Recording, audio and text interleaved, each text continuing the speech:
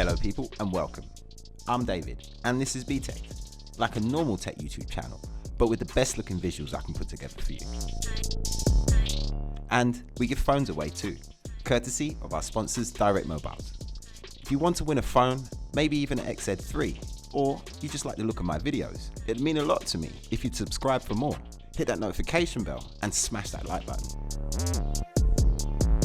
Don't forget, all my content is 100% unbiased, and I'm always around responding in the comments section, so get involved guys.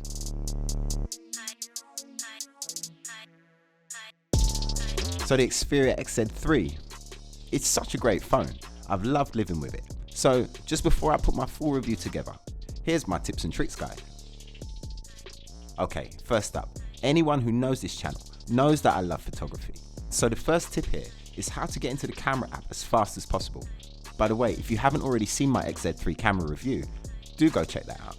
There's a whole ton of tips and useful information in there on how to get the best pictures and video. So the best way to open up the camera app super fast is to use the dedicated camera button. Just hold it down and there you go, you're into the app. Nice and quick. Perfect for when you need to make sure you don't miss that moment. But there is another way, which is almost as fast, and that's Sony's Smart Capture feature. But in my opinion, it isn't worth using. For a start, it isn't as quick as using the dedicated camera button. And also, it didn't always know when I was trying to activate it. Your mileage may vary though, so at least give it a try. Just raise the phone up in landscape mode and tap on the circle here. You can easily disable it. Go to camera settings, then smart launch, then off. Okay, so Sony has given us this beautiful OLED display here on the XZ3, so let's make sure we're going to get the most out of it. First, open up settings, hit display and then advanced. Here, under color gamut and contrast, you can choose between 3 modes, professional, standard and super vivid. I'd recommend trying all 3 for a decent amount of time before making your choice. They're all different and Sony has done well here with each of them, but I wouldn't say that one was better than the other. So find out what works best for your eyes and go ahead and choose that.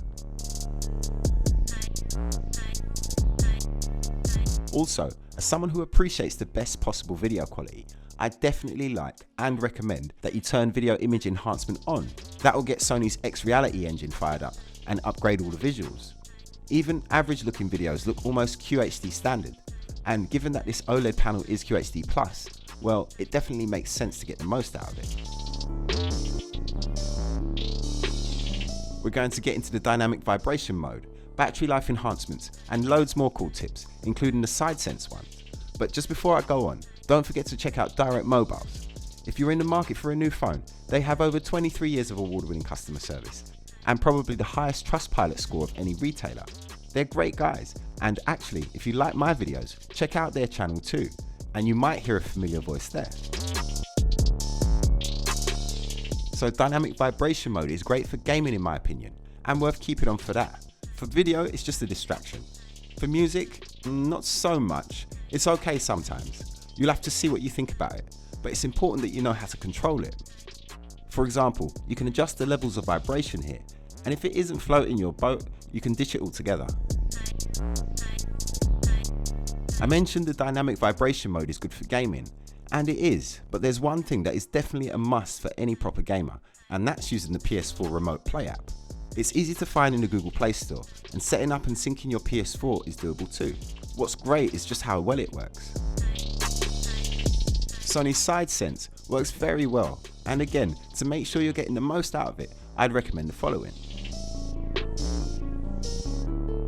First of all, you might want to change the side that the SideSense works on, left-handers especially. Some of you guys will still want to use it on both sides, which you can. You can even get rid of it altogether if you want. But personally, I like it and it works well. It's easy to find here in the SideSense menu. You can also customize the apps that appear here when you double tap to open up SideSense. You can either do that manually, or as I did, just use Sony Xperia's intelligence engine. It actually works very well.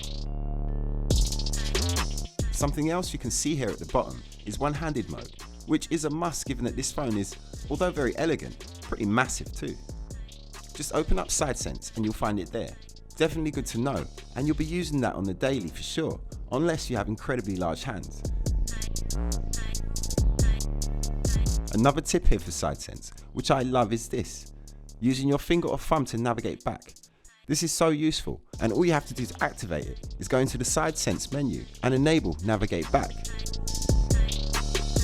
So the battery life here with the XZ3 is pretty good. Having enough juice to get through a full day is never normally an issue, but if you need to manage your power usage to eke out all the time you can before your next charge, you have a couple of decent options here in the battery section. There are two stamina modes. Ultra stamina mode is only for when you're absolutely up against it and need the phone to cover all the basics like calls, contacts, calendar and camera. Before you get to that stage though, having the regular stamina mode kick in at say 20% gives you a nice boost to your battery life. It isn't as severe though, just cutting out things like background data, dynamic vibration mode, ambient display and image enhancement. Finally, as a general problem solving tool, Sony Xperia Assist is really good actually. It's in the settings menu here, and you just need to tap it for things like the user guide and tests that enable you to check everything is running A-OK. If it isn't, Sony even includes some contact options here for reaching out for Sony support. Really nice stuff here from Sony. I like these kind of thoughtful additions. So there you have it. Don't forget my full review is on the way, and I'll be doing some comparisons too. So as ever, please do smash that like button and make sure you're subbed for the next phone giveaway, and it might be a Sony Xperia XZ3. I'm David Wildman and this is Btekt.